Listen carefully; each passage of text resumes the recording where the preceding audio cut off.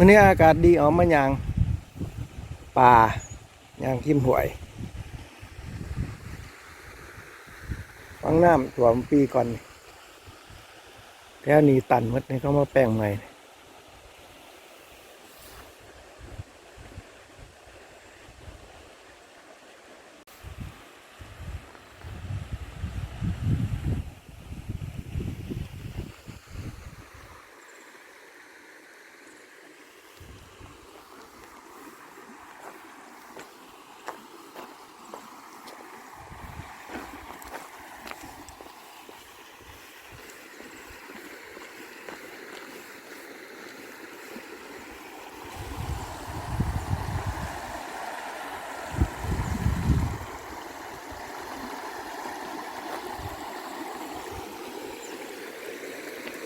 ขึ้นไปเบิ่งเบื้องนั้นมันเพ่แต่ก่อน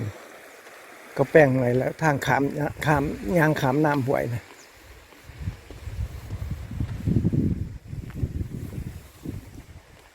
มันยิ่งปืนยิ่งหนักกว่า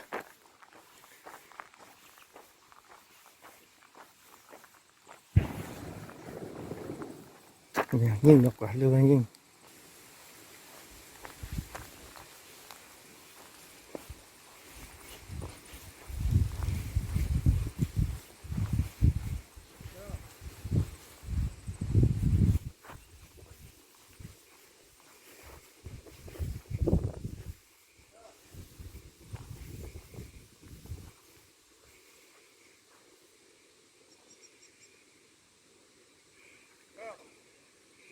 ป้ายก็เฮ็ดใหม่หมดน้ำท่วมหนึ่งเพ่หมด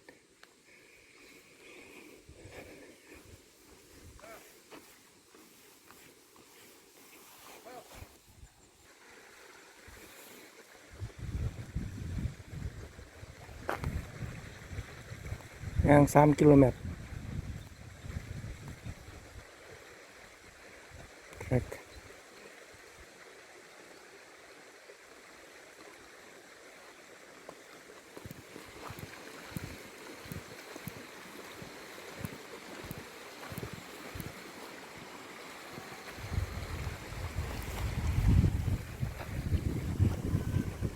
ตะลิงมันเพ่น้ำท่วมมัน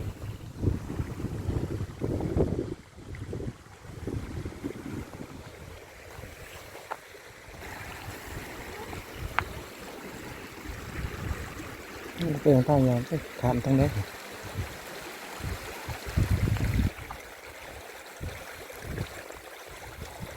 ทางนี้เกิดเปียกก็ติ้งไม่ได้มันเนี่ยต่ำโพดบนทางขามน้ำท่วม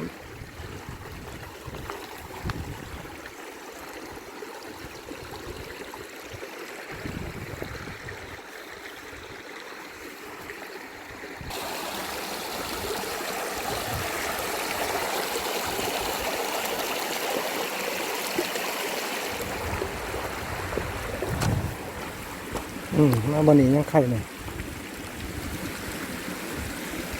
งานขามมันสูงเนี่ยมันตัวเก่าเลยนี่มันโบไหลไปเป็นบอลหันมันแล้วนี่ไปหันมันไพ่โกนหินนี่มันไหลไปหมดบอลยาง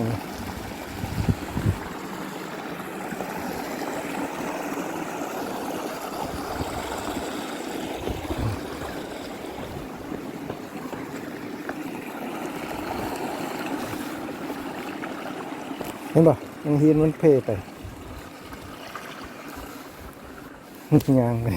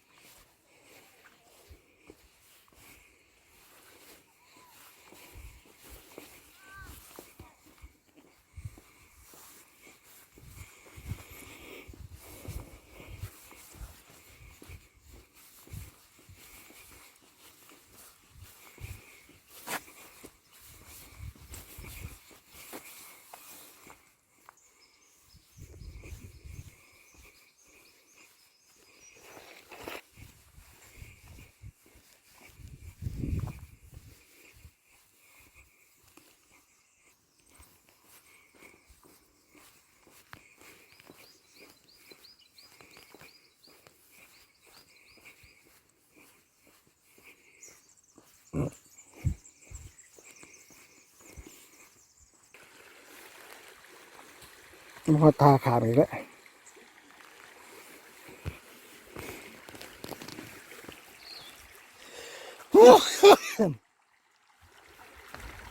โอ้ตัวนี้ยางขามยังบุเพ่เลย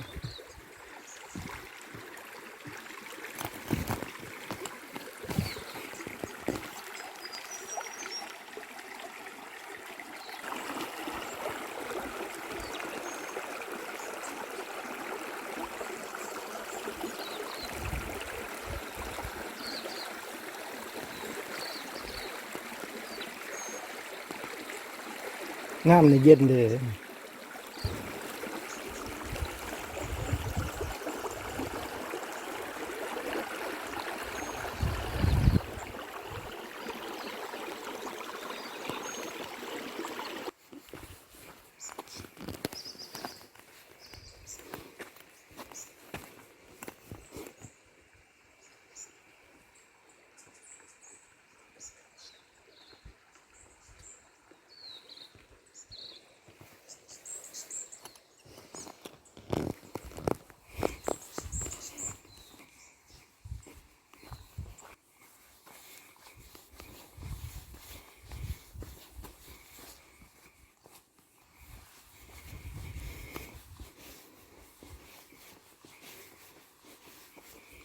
เขามาในป่านี่ลมเย็นดิ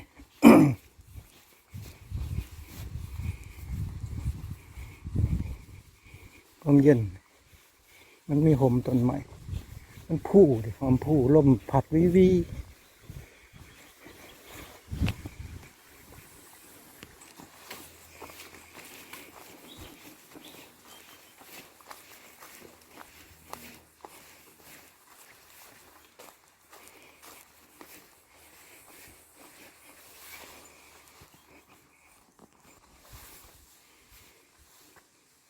สิพู่อันนี้ยางหอมพู่มันหัวอยู่ของมันนี่พู่เบื้องนี้ก็มีเบื้องนี้ก็มีพู่มันหอมพู่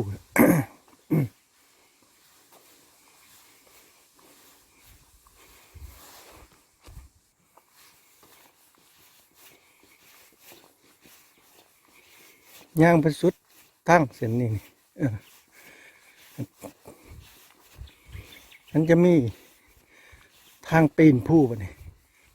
มื่อนี้คือจะบุปีนผมมีหมู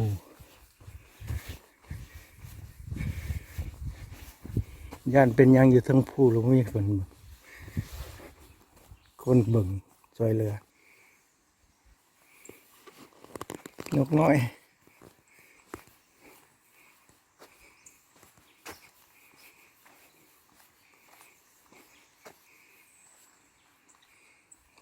นกน้อย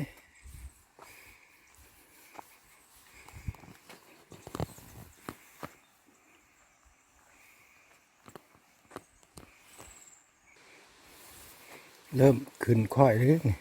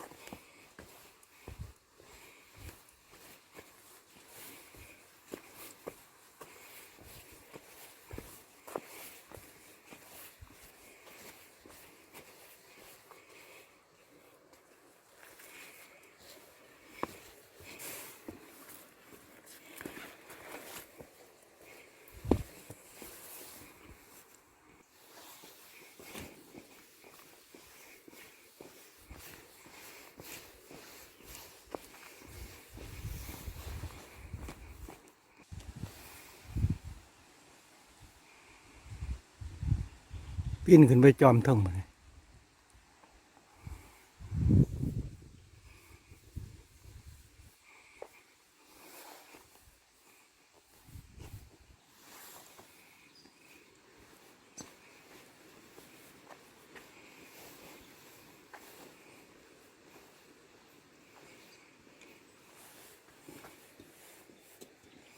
ฮัลโหล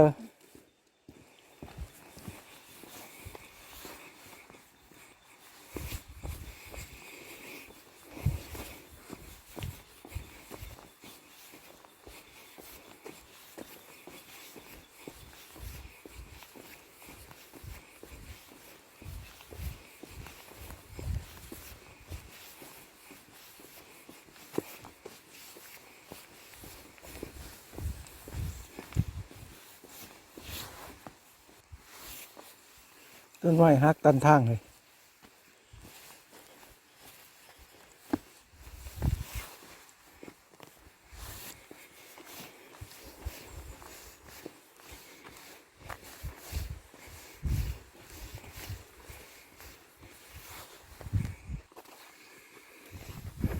แล้วฮอดดีเอ็นแล้วเวทแทร็กเลยสิ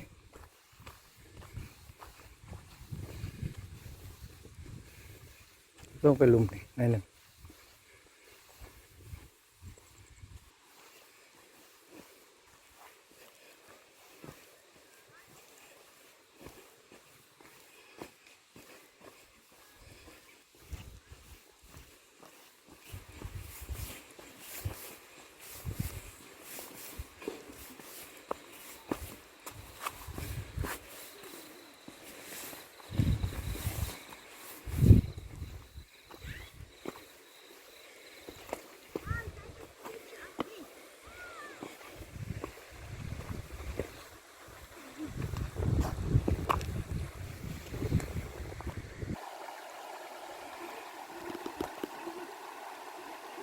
สุดเพียงนี้นะบัดนี้มีแต่ปีนผู้แล้วบัดนี้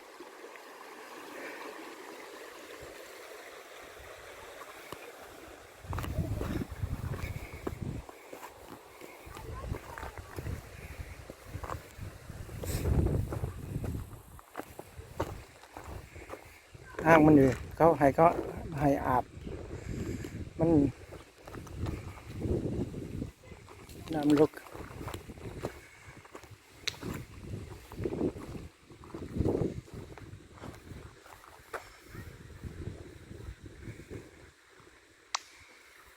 ผาหิน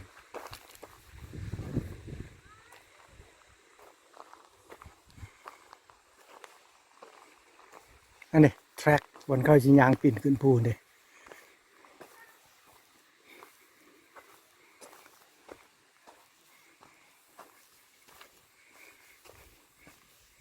นี่แทร็กเขาเอิ้นcircuit walk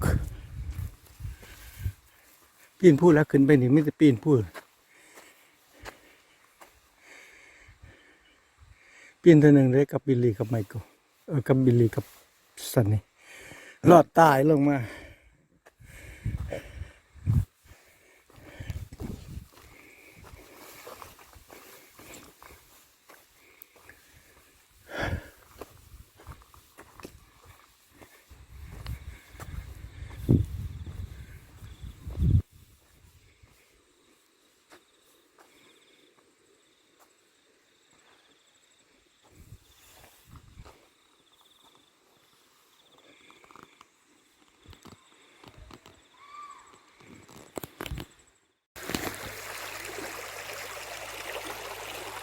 ย่างขามหวยกลับขึ้นตอนมาขามมันย่างขามหวยกลับขึ้น